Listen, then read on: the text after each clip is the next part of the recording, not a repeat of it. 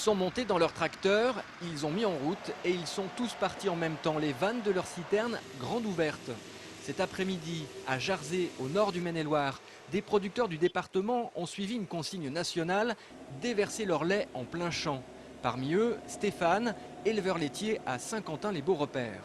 Alors là, vous avez déversé combien? 8500 litres. Qu'est-ce que ça vous fait?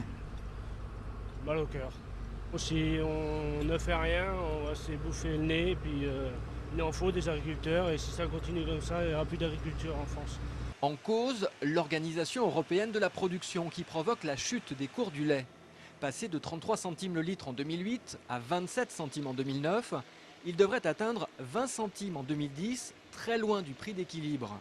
Pour beaucoup, c'est la mort annoncée d'une grande partie de la profession et pas forcément de celle que l'on croit. L'éleveur laitier qui a 55-56 ans, qu'est-ce qu'il va faire?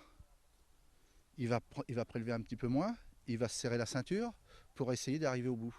Le jeune qui a investi, qui crée sa famille, qui a besoin d'argent pour justement pouvoir nourrir les siens, il ne va pas pouvoir tenir très longtemps. Cet après-midi à Jarzé, on a déversé 100 000 litres de lait. 350 000 dans le département avec les opérations de Denay et Beaupréau. En Loire-Atlantique, ce sont 1 million de litres jetés, 3 millions au Mont-Saint-Michel, symbole douloureux de la désespérance d'une grande partie des producteurs. C'est autour de 33 centimes. C'est décidé, il n'y aura pas de match samedi soir entre l'ABC et Saint-Étienne. L'ensemble des clubs de National 1 a décidé de boycotter toutes les rencontres face à cette équipe, et cela commence par celle de samedi à Angers. Il reproche à la fédération le versement tardif de Saint-Étienne de Pro B en National 1, ce qui fausse le championnat. En refusant de jouer, l'ABC pourrait s'exposer à des sanctions. L'équipe compte cependant sur le soutien des autres équipes.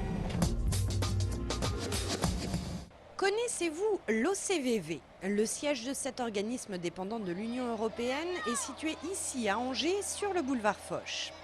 L'OCVV, c'est l'Office communautaire des variétés végétales. Il est chargé d'assurer la protection des nouvelles variétés de plantes ornementales ou agricoles pour les producteurs qui en font la demande.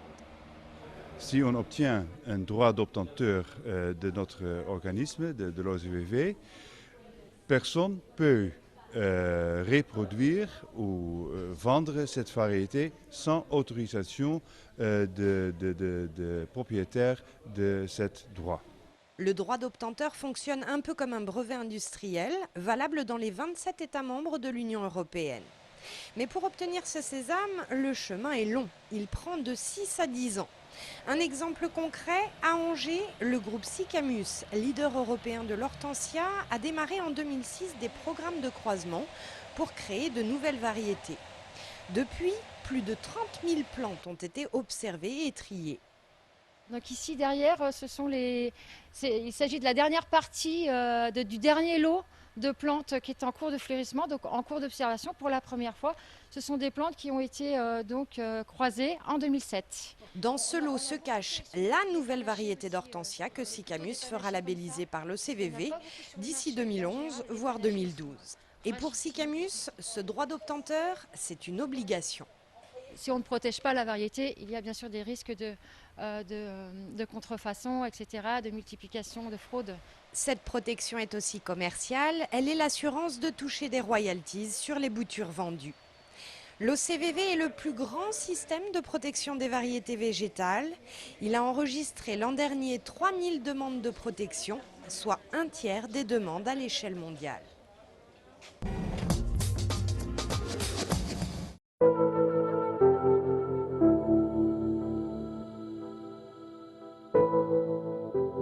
Le Salon de l'Habitat d'Angers vient d'ouvrir ses portes. Durant 4 jours au Parc Expo, les visiteurs pourront découvrir 220 exposants traitant de construction, de jardin, de mobilier, bref, tout pour la maison. Avec cette année une nouveauté, une partie du salon est consacrée à l'habitat sain. Peinture à la craie, au talc ou à la chaux, isolation en fibre de bois, chanvre ou laine de mouton, ou enfin linoléum naturel. De nouvelles gammes de produits de construction et de décoration voient le jour. Elles se veulent écologiques et saines. Que ce soit une évolution, un retour des anciens matériaux ou un effet de mode, l'habitat sain répond à une demande croissante des clients.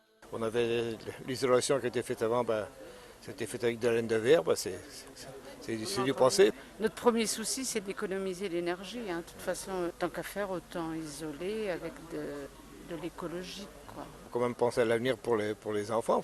Une certaine partie des bricoleurs est intéressée par ces produits plus sains. Les professionnels, eux, se font plus rares. On touche beaucoup une clientèle de particuliers. Pour tout ce qui est isolation, c'est souvent des autoconstructeurs, enfin des gens qui rénovent, ou soit qui construisent leur maison. Pour les peintures, c'est le tout public. On a très peu de professionnels. Enfin, moi j'ai un petit peu de professionnels, mais ils ont souvent leur réseau de distribution. Le salon de l'habitat à Angers fermera ses portes le soir du lundi 21 septembre.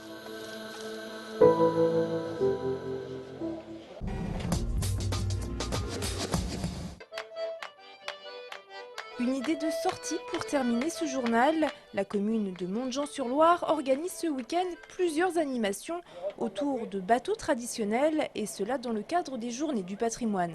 Et la star sera sans conteste la Montjanaise, une gabarre qui est la réplique identique des bateaux qui naviguaient sur la Loire au XIXe siècle. À l'époque, la Loire, c'était véritablement l'autoroute de la France. Au XVIIe, XVIIIe, même jusqu'au XIXe siècle, quand il y avait peu de transport sur la route. Donc les marchandises transitaient énormément par voie fluviale. Et ici, donc, sur Montjean, il y a eu énormément d'épaves de bateaux qui ont été trouvées au fond de la Loire. Et c'est d'ailleurs à partir de ces épaves que la Montjanaise a été reconstituée. Cette année, la gabarre fête ses 20 ans, une date anniversaire importante pour Pierre qui navigue sur le bateau depuis 16 ans. En général, il faut toujours anticiper entre au moins 50 à 100 mètres à l'avance, quand vous avez sur une grande distance, surtout quand il y a beaucoup de vent, parce qu'il n'y a pas de frein là-dessus. Alors ça glisse, quand vous avez un vent de travers, ça fait un peu comme une savonnette dans la baignoire, ça part pareil, et on ne le récupère pas quand c'est parti.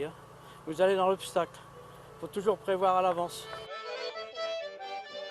Pierre espère que ce week-end, les vents seront favorables pour hisser la voile. La Montjanaise participera avec une trentaine de bateaux traditionnels à une grande parade sur la Loire. Pour connaître le programme des animations de ce week-end, rendez-vous sur le site www.montjean.net.